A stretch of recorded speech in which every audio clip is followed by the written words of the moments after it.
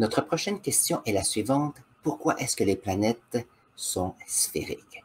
Donc ici, c'est une question, il y a un mot qui explique tout ceci, et après je vais donner quelques détails, et ce mot c'est gravité. Donc ici, nous avons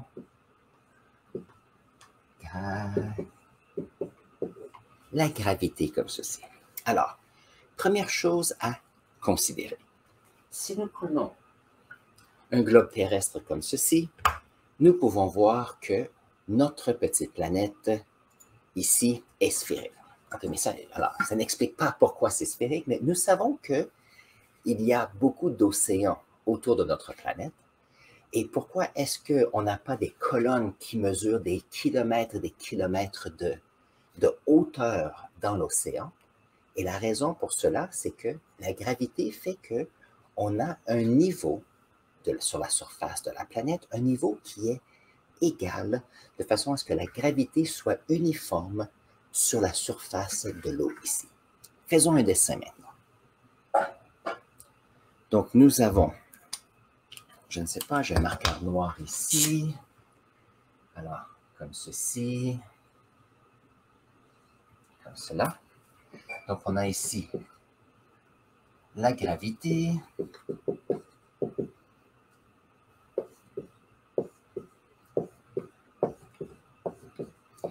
Ça, c'est la surface de ma planète Terre. Et je vais mettre un petit peu d'eau, bien sûr, comme cela. Comme cela. Donc, chose intéressante, nous avons une planète et la gravité va toujours vers le centre. Donc, ici, on a le centre. Donc, la gravité va toujours vers le centre, un peu de la même façon qu'une roue de bicyclette. Alors, vous savez que j'adore faire des analogies. Donc, voyons voir ici, si je peux vous montrer ici. Si on prend la roue de vélo, comme ceci, nous savons que le but, c'est d'avoir ici le centre de notre roue. Il y a ici des raies qui vont tout autour, ils ont tous la même longueur, et ça permet d'avoir un cercle qui reste toujours un cercle. D'une certaine façon, tous les rayons ici se retrouvent dans le centre ici, qui est le moyeu de la roue. Donc, il y a toujours vers le centre. Si nous pensons à cette roue, nous pensons à la planète Terre, nous avons le noyau de notre planète Terre dans le centre, et la gravité va toujours aller vers le centre, qui est l'endroit qui est le plus de masse. Donc, si nous sommes dans le centre, il y a bien sûr les petites molécules qui sont autour qui vont être attirées. Si nous sommes ici, il y a bien sûr à ce rayon-ci une certaine masse qui attire vers le centre. Donc, si on est ici où il y a le caoutchouc du pneu, on a ici, c'est comme la surface de notre planète qui est attirée vers le centre de notre Terre. OK. Maintenant, cette gravité fait ici que si nous avons un point ici et un point là, un point ici, un point là, comme cela, tous ces points à la surface sont tous influencés par la gravité. Mais chose intéressante, c'est que la gravité qui agit sur ce point est égale à la gravité sur ce point, qui est égale à la gravité sur ce point. Et c'est pour ça qu'on se retrouve avec des océans qui suivent la courbure de notre planète. Donc, c'est facile à mentionner ici parce que nous avons de l'eau. Vous êtes sûrement allé près de la mer et vous avez une étendue. On peut voir à l'horizon que c'est très, très plat et c'est très, très uni. Raison, on a la gravité qui est le même toujours à ce point-ci.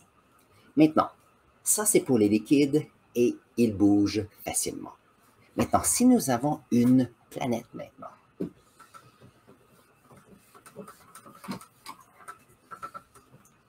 donc tout à l'heure nous avions des lunes. Voyons voir si je peux remontrer ici quelques lunes. Alors les lunes de notre système solaire et les planètes sont toutes sphériques. Alors la question, c'est comment est-ce que les solides peuvent se retrouver de façon sphérique aussi?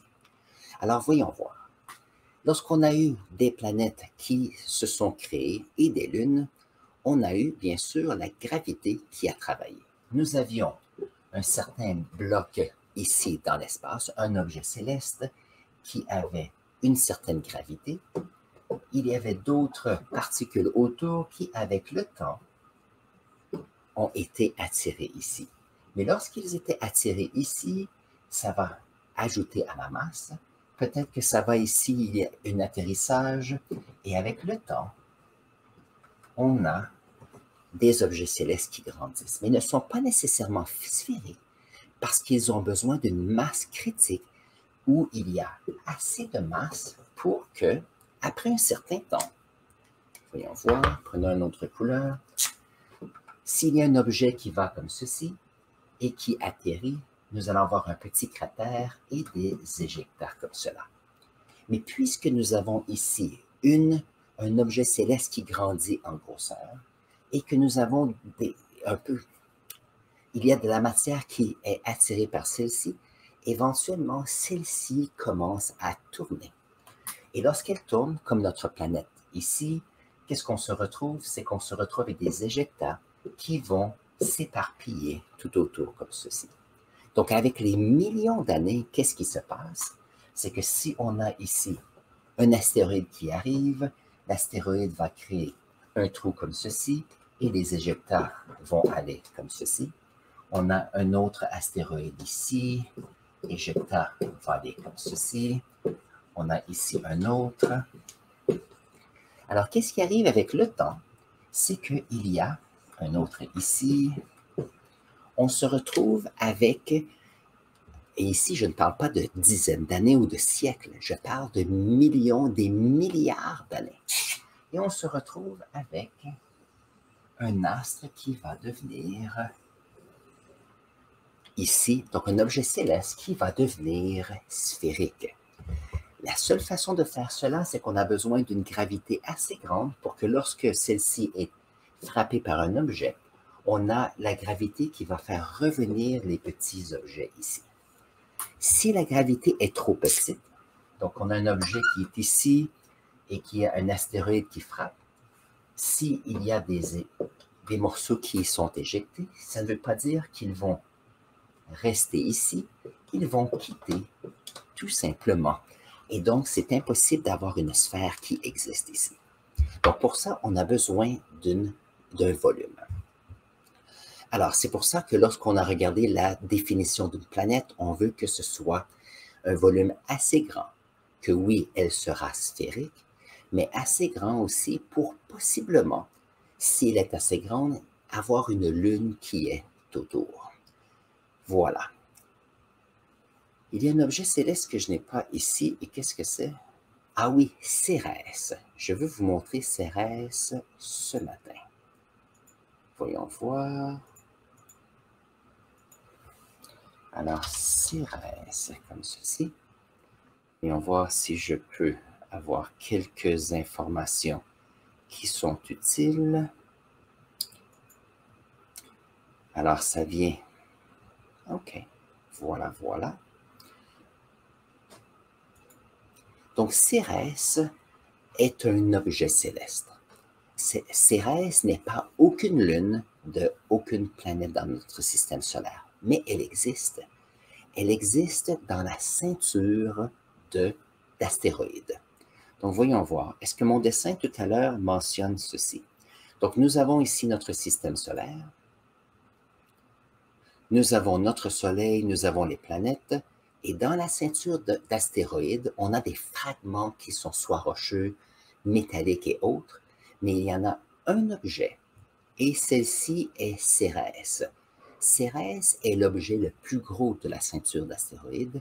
Il fait à peu près 500 km de diamètre, mais c'est assez gros pour avoir une gravité. Et donc, lorsque Cérès est affecté par des astéroïdes ou autres, celle-ci a fini avec le temps d'avoir une forme sphérique. Est-ce que Cérès est une lune? Aucunement, parce qu'une lune est en orbite autour d'une planète.